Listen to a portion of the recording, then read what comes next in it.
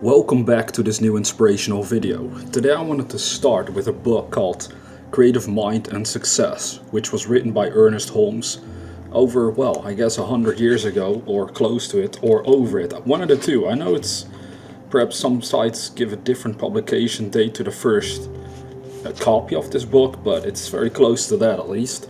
And it's one of my favorites because when I read it for the first time, it's so simplistic. The simplicity of the information is so straightforward that it's actually easy to grasp how to improve your life once and for all again, we could say, because this man really did a great job on making clear to the reader what needs to be done in order for them to succeed.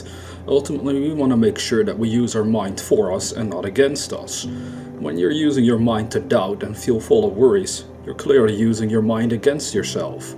But if you feel full of faith and hope and passion and enthusiasm and ambition, if you have all these optimistic states and emotions going through the mind, it's clear you're using it for yourself. You're using it to your advantage.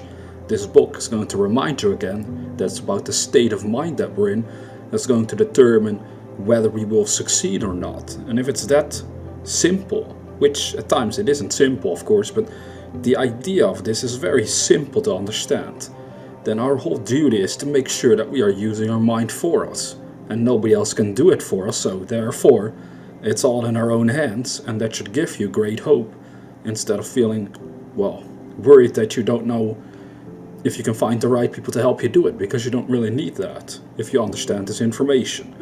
Now, today I wanted to start with the first two chapters, even though they're not necessarily chapters, they're little pieces of text, you could say, but they're sort of lined up as if they are chapters, but we're going to do multiple ones through most of the videos, and then I'll split them up into parts so people can keep up more easily, because I never know if people want to listen to a 2-hour or longer video where I narrate the whole thing in one video. It's just a lot of information, I usually think, so this is how I do it with my channel. Now let's begin. The first chapter is called An Inquiry into the Truth.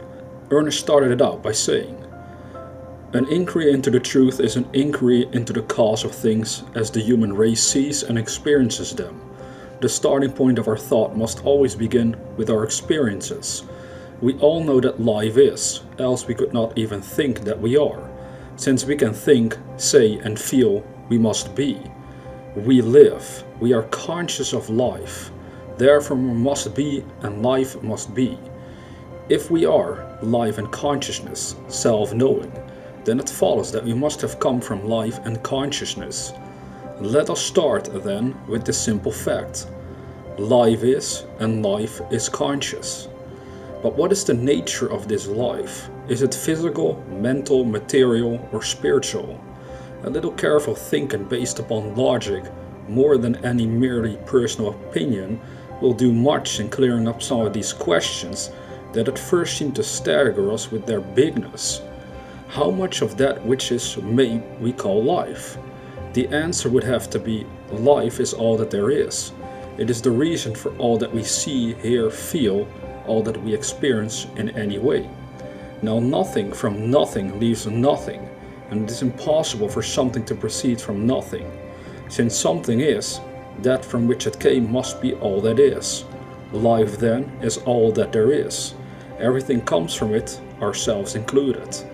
The next question is, how do things come from life? How do the things that we see come from the things that we do not see? The things that we see must be real because we see them. To say that they are not real will never explain them nor answer any question about them. God's world is not a world of illusion, but one of divine realities. The truth must not explain away things that we see. It must explain what they are. We are living and experiencing varying degrees of consciousness and conditions. Only when the why of this living and of our experiences is understood, will we know the least thing about the truth. Now Jesus did not say that things are illusions. He said that we must not judge from the standpoint of the seen, but must judge righteously or with right judgment. And he meant that we must get behind the appearance and find out what caused it. So let us not in any way fool ourselves, nor allow ourselves to believe we have always been fooled. We are living in a world of realities. whatever we have experienced as a reality as far as that experience is concerned. Although if we had had a higher understanding of life, the unpleasant experience might have been avoided. So of course he's hinting here at the fact, what is the cause behind physical phenomena? Well, this whole book is going to teach us, but I'll just tell you right now as a reminder, of course, it's your own consciousness. That is the creative cause behind concrete expressions of life. The results you're getting are a concrete expression of your life. If you want to improve the results in whatever area it is, you're going to have to change your mind about that area of life, and then a new expression can take place. This was, by the way, also the end of the first chapter. Now let's go on with the second chapter. It's very short and it's titled, What Life Is. In the first place, what do we mean by life? We mean that which we see, feel, hear, touch or taste, and the reason for it existing. We must have come into contact with all we know of life. We have already found what life is, or we could not have had any of these experiences.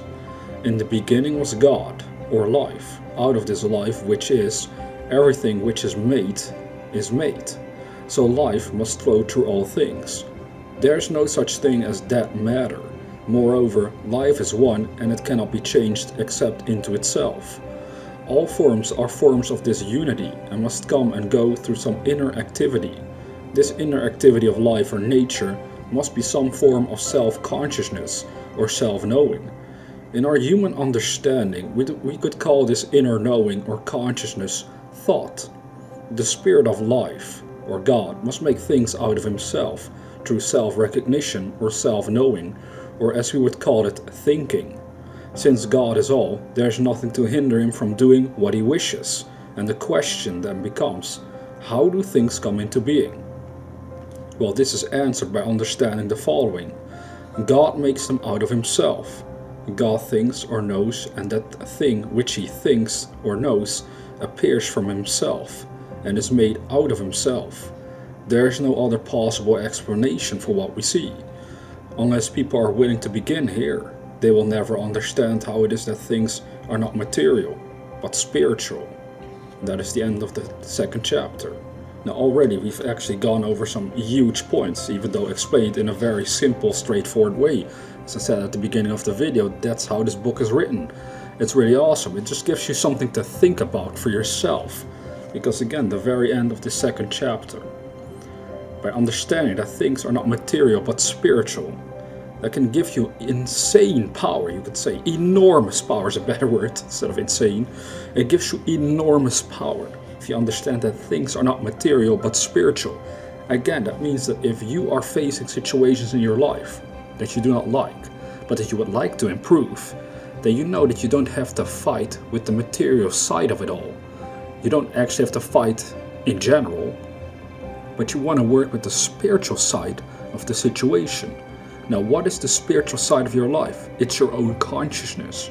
It's your own thoughts. It's your own imagination. It's your own emotions and feelings.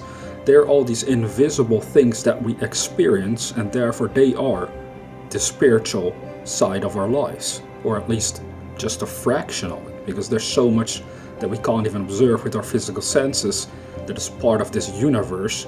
It's absolutely incredible to even consider that fact, and yet we don't see it, and therefore we miss those things as we go through our physical life experiences most of the time.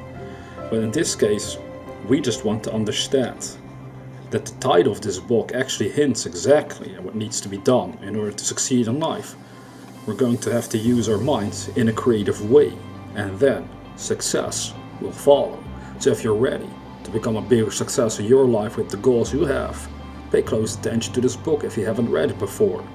Now, this is where I want to stop it, and then very soon, later this week, we're going to go on with 2 more chapters that are already a little bit longer. Maybe I'll do 3. I'll just have to kind of get into the rhythm for this book, but we'll see over time. We're definitely going to finish it. It's not a huge book, but it just has all these little pieces of text that just, every time I read them for myself, I get very excited because I know exactly what I need to do in order to succeed with my own goals. And it's a nice place to be in, I can tell you that much. So if you had some struggles with that, this video will hopefully help you, or at least this series will. Now, if you're new to this channel, consider subscribing to receive inspirational videos on a regular basis. And with that being said, dear viewer, never forget that we are the dreamers.